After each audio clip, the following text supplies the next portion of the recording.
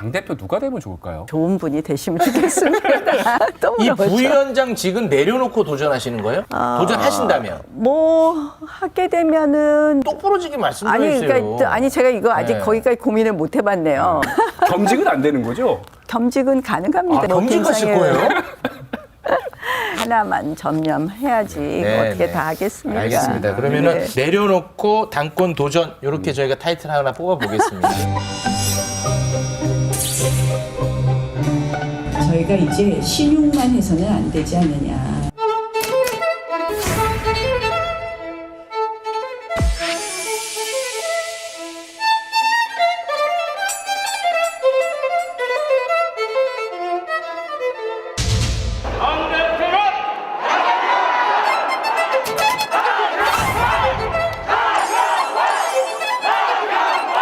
일단 나경원 전 대표가 출마하느냐 아니냐가 가장 큰 아마 변수가 될 수 있는데 이분 어깨의 무게가 아주 무겁습니다. 네. 대한민국이 직면한 가장 큰 위기, 저출산 고령화 문제 해결해야죠. 차기 총선을 책임질 국민의힘 당대표로도 여러 군데 소출을 받고 있죠. 호출 받는 거예요, 호출. 직함이 굉장히 깁니다. 대통령 직속 저출산 고령사회위 부위원장 겸 기후환경대사입니다. 나경원 부위원장님 모셨습니다. 안녕하십니까? 안녕하세요. 아유, 어서 오십시오. 아주 뜨거운 분이 여기까지 네. 찾아주셔서 반갑습니다. 이 저출산, 고령화, 기후위기, 이게 우리 사회가 해결할 가장 중요한 맞습니다. 과제들이거든요. 예. 그러다 보니까 이제 경륜이 있는 나경원 부위원장님을 이 자리에 앉힌 거라고 저는 생각하는데, 제가 요거는 진짜 화가 나더라고요. 하나 일러드릴게요. 여기 더 라이브에 정치인들도 나오고 패널, 논객들 나오는데 그 자들이 뭐라고 했냐면요. 그 자들이요? 우리 부위원장님을 당대표 도전 못하게 하려고 대통령이 이 자리에 앉혔다고 막 그런 얘기로 하는 거예요. 그래서 제가 그러지 말라고 막 말리고 했는데. 이간질. 아니 진짜로 그런 분석에 대해서 어떻게 생각하십니까? 뭐 글쎄요 그런 이야기들 하시는데 저는 뭐 임명장 받을 때 그런 이야기를 들어본 적은 없고요. 네. 사실은 저출산 고령사회에 대한 대응 또 기후위기에 대한 대응은 대한민국의 존망 뭐 우리 생존의 문제 제일 중요한 아닙니까? 문제입니다, 진짜 지금. 중요한 문제입니다. 네. 근데 이제 제가 가서 이렇게 일을 하려고 보면 다 부처 간의 컨트롤 타워 역할을 해야 되는 거예요. 부처 간의 협업도 필요하고 그러니까 사실은 좀 힘이 있어야 되죠. 뭐 컨트롤 타워 역할을 좀 제대로 해봐라 네. 이래서 주신 것 같고요. 사실 이 문제를 한꺼번에 해결하기는 어려울 것 같습니다. 네. 그러나 이제 좀 어떤 전환의 계기라도 좀 마련해 보려고 최선을 다하고 있습니다. 네. 지난 10월에 임명이 되셨으니까 현황 파악도 다 하셨을 거고 저출산 고령화 문제 얼마나 심각한 상황입니까? 뭐 아시다시피 작년부터 대한민국 인구가 데드 크로스 한마디로 사망자 숫자보다 출생아 숫자보다 많아졌거든요. 네. 그런데 이제 거기서 가장 큰 문제는 속도가 너무 빠르다는 거예요. 이 저희가 쭈그러지는데 의 속도가 너무 빠르다. 그래서 많은 인구학자들이 가장 먼저 소멸할 나라이다 이렇게 예측하잖아요. 우리가요? 예. 어휴. 최근에 KDI에서 우리가 네. 저출산 고령화로 인해서 2050년 대한민국의 경제 성장률은 0.5%에 그칠 것이다라는 예측을 했고요. 거의 상상을 못하는 거네요. 예. 골드만삭스 글로벌 보고서는 얼마 전에 뭐라고 발표를 했냐면 2050년이 되면 네. 대한민국의 경제 규모가 인도네시아, 나이지리아, 이집트 이런 나라보다 적어질 것이다. 한마디로 대한민국 경제 규모는 쪼그라진다는 거거든요. 그래서 네. 지금의 우리가 이 정도로 그거 참 심각한 문제이다. 이렇게만 대응해서는 안 될 것이다. 패러다임도 완전히 바꿔야 네. 된다. 이렇게 말씀드릴 수 있겠습니다. 근데 제가 진짜 좀 이해가 안 가는 게 정말 예전부터 저출산 문제 네, 항상 오래됐어요. 이야기했고 네. 이제 그러다 보니까 대응도 열심히 했을 테고 그리고 예산도 엄청나게 들어가지 않았습니까? 뭐 몇백 조 얘기 나오지 않습니까? 네, 예. 그런데 왜 계속해서 속도는 더 빨라지는 쪽으로 가는 겁니까? 그러니까 뭐 여러 가지 이유가 있겠죠. 네. 사실은 사회 문화적인 인식도 바뀌었는데 네. 우리가 어떻게 보면 과거의 공급자 위주의 정책을 제공한 것 아닌가. 네. 또 예산을 자세히 들여다보면 이 진짜 저출산 고령화를 극복하는 데 도움이 안 되는 예산을 부풀리게 한 것도 많더라고요. 그냥 이름만 갖다 붙인 이름만 거군요. 갖다 붙인. 예컨대 뭐 길거리 CCTV 예산도 저출산 예산이라고 돼 있는 거예요. 그래서 이게 왜 저출산이냐 뭐 이러면 밤거리가 안전해야지 뭐 여성 가정의 안전에서. 그러니까 이게 말이 안 되는 게 있고요. OECD에서는 가족 지원 예산이라는 정의가 있습니다. 가족 지원 예산. 그래서 보육, 양육에 관한 예산인데 그거는 GDP 대비 OECD 평균보다 저희가 1%가 낮습니다. 그래서 실질적으로 좀 더 제대로 된 정책에 정말 제대로 예산을 집행해야 된다. 예산도 좀 더 늘릴 필요도 있겠고요. 예, 그래서 이런 거 있잖아요. 돈은 참 많이 주는데 너무 막 쪼개서 많이 주니까 아무런 체감이 안 되는 거예요. 그래서 선택과 집중을 해야 되는군요. 예, 그러니까 이 저출산 고령 사회를 극복하는 데 있어서 돈을 안 쓰고 또 해결한 적은 없습니다. 그래서 저희가 좀 더 선택과 집중을 해서 과감한 정책을 좀 해야 되지 않나 이런 생각을 합니다. 위원장님이 마침 오늘 잘 나오신 게요. 취임 후 처음으로 대응 방안을 발표를 하셨습니다. 네, 예. 4대 핵심 과제 6대 정책을 발표했는데 핵심은 예전에는 출산율 제고와 고령화에 대한 대비에만 초점을 맞췄다면 출산율 제고만으로는 이제 경제 활동 인구를 확충할 수가 없습니다. 한마디로 일하는 사람은 적고 부양하는 사람이 많아지기 때문에 경제 활력이 없어지는 것이거든요. 그래서 이민 정책을 좀 더 체계적으로 도입하는 문제, 외국인 근로자의 고용 허가를 관련된 여러 가지 제한이나 규제를 좀 푸는 문제 이런 것도 같이 포함되어 있다. 그래서 예전에 출산율 제고 집중의 정책을 좀 더 전환했다 이렇게 보시면 될 것 같습니다. 근데 뭐 우리나라뿐만 아니라 뭐 이민 정책에 대해서는 사실 좀 반감 정서가 있지 그럼요. 않습니까? 굉장히 조심해서 저희가 다루어야 될 문제입니다. 그런 부분은 어떤 보관이 좀 있으십니까? 그래서 정말 체계적인 접근이 필요하다고 생각을 하고요. 불법 체류자라든지 이런 불법적인 이민에 대해서는 우리가 또 엄정한 법 질서를 확립하는 것도 같이 해야 된다 이렇게 생각을 하고 있습니다. 저출산 고령화 위원회는 임기가 따로 있습니까? 저도 그러면은- 확인을 안 해봤네요. 임기가 3년이었나 그랬던 것 같기도 하고 임기가 제가 확인 안 했습니다. 예. 임기를 보고 아니 하시는 분이 아니에요. 원래 이게 이제 비상근 자리고 하다 보니까 예. 할 일이 너무 많으니까 당 대표는 못 나가신다고 봐야겠죠. 뭐 실질적으로 정말 중요한 업무를 하고 있기 때문에 진짜 중요한 문제야. 예, 그리고 이게 힘이 좀 필요하고 그래서 이제 어떤 분들은 당 대표야지 더 힘이 있다 뭐 이런 말씀들도 하시지만 뭐 그런 이야기는 아니고요. 내년에 우리가 총선 승리해야 되는 것도 굉장히 중요한 과제 아니겠습니까? 사실 여소야대 국면이다 보니까 대통령께서 하셔야 될 일들 이런 걸 좀 뒷받침해줄 여당이 필요한데 사실 여소야대이다 보니까 굉장히 안타까운 부분이 많아요. 그래서 총선 승리에 대해서 당대표 쪽으로 쑥 가시네요 또. 아니.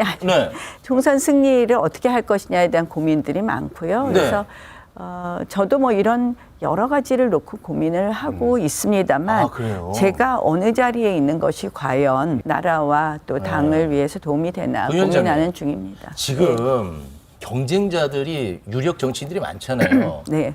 우리 부위원장님 입만 보고 있어요. 어떤 결정할지에 따라서 죽고 사는 문제가 될 수 있기 지금 때문에 고민을 많이 하신다고 그러잖아요. 그러니까 고민을 많이 하시니까 SNS에도 글을 이렇게 계속 올리고 계세요. 아, 그래요?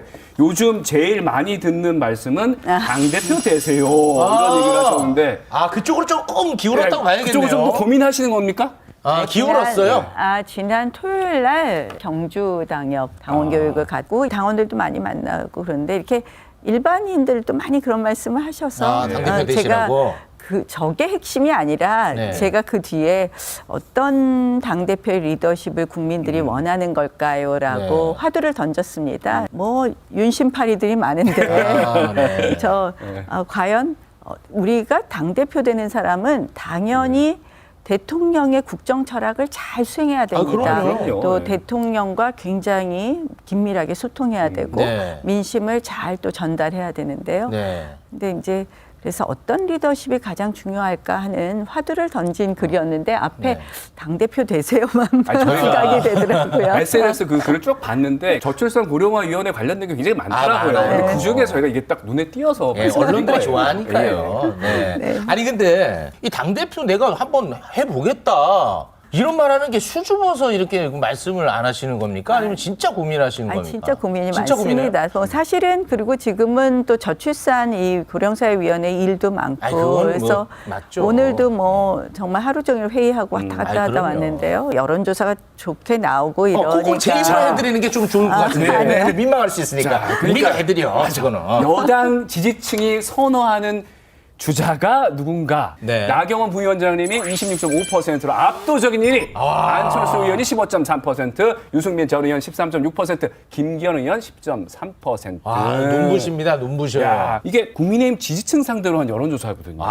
예. 웃음이 떠나질 않습니다. 저 아유. 그래프 보시면서. 그건 아니고요. 네. 뭐 그래서 많은 분들이 요구도 하시고 말씀도 하시지만 또 정말 뭐 여론조사가 잘 나온다고 꼭 그것이 당대표의 뭐 덕목이라고 보기는 어렵지 않겠습니까? 네. 이제 국민들이 원하신다는 점에서 우리 그런 얘기 많이 하잖아요. 국민이 원하면 한다. 뭐 민심이 이런, 천심입니다. 네, 뭐 예. 이런 얘기들 하시지만 좀 더 고민해 보겠습니다. 아니 그럼 제가 네. 저 단도직입적으로 네. 지지층에서 왜 이렇게 인기가 많다고 본인은 생각하십니까?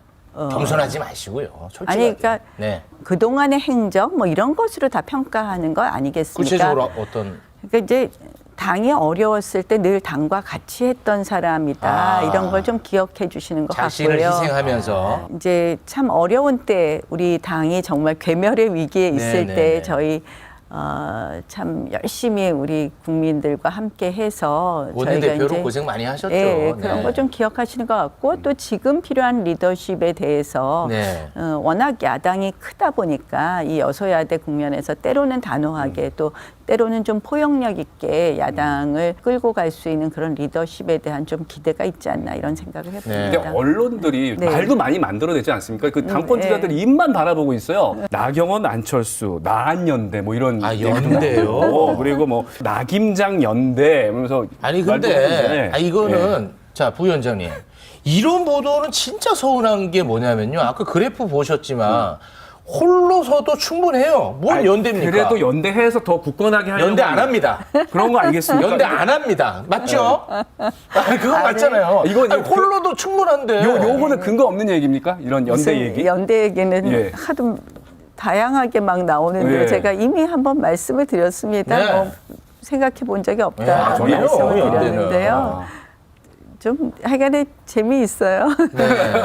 아, 이런 얘기 유심파리와 나오는 것 자체가. 연대로. 예. 우리 부위원장님도 친윤으로 우리가 분류해도 우리가 아니죠?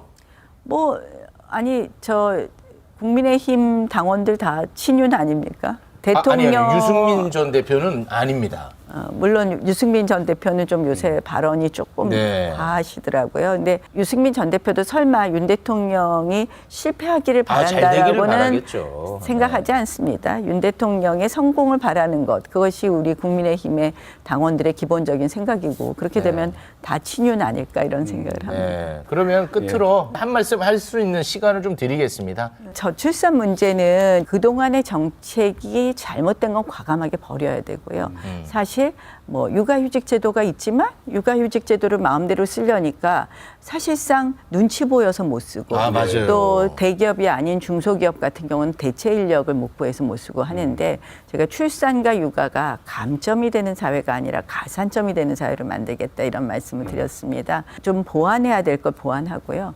과감한 정책을 좀 도입해야 된다 이런 제도가 있더라고요. 헝거리 제도를 저희가 눈여겨보고 있는데 헝가리요? 예. 네, 헝거리가 2019년에 어떤 제도를 도입했냐면 결혼을 하겠다고 둘이 가면 헝거리 돈으로 4천만 원을 초저리 20년 네. 대출을 해줍니다. 음. 뭐 첫째 아이를 낳으면 이자 탕감, 둘째 아이를 낳으면 원금 절반 탕감, 셋째 아이를 낳으면 원금 전액 탕감이 오, 되는데요. 예. 우리 GDP로 되면 한 2억 가까이는 지급해야 되지 않을까. 실제로 헝가리는 그 정책을 써서 출산이 많이 늘어났습니까? 결혼율이 20%가 늘었습니다.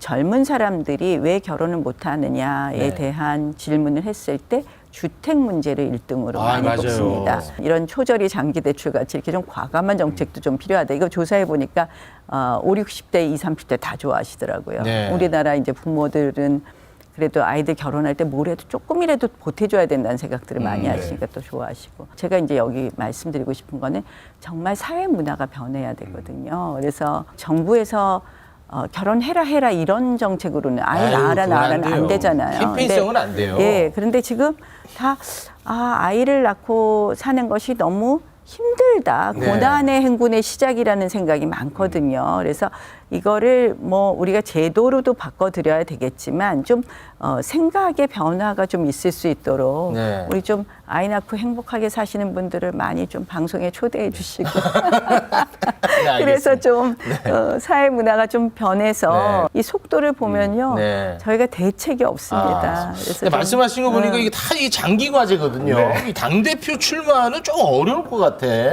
그런 의미에서 그럼 국민의힘 당대표 누가 되면 좋을까요? 국민의힘 당대표요. 네. 뭐 좋은 분이 되시면 좋겠습니다. 아니 그럼 끝으로 총선 승리를 담보해 주실 네, 분. 총선 그 만약에 그게 제일 당권을 중요하죠. 도전하신다면 너무 이 어렵죠. 부위원장직은 내려놓고 도전하시는 거예요? 도전하신다면? 뭐 하게 되면은 내려놓고 하는 게 맞을 수도 있고요. 아 그렇습니까? 아니, 좀 똑부러지게 말씀 좀 아니 해주세요. 그러니까 아니 제가 이거 아직 네. 거기까지 고민을 못 해봤네요. 아니 그거 초미의 관심사예요. 겸직은 안 되는 거죠? 겸직은 가능합니다. 겸직도 예전에 국회 가능하네. 부의장이신 뭐 겸직하실 김상현 거예요?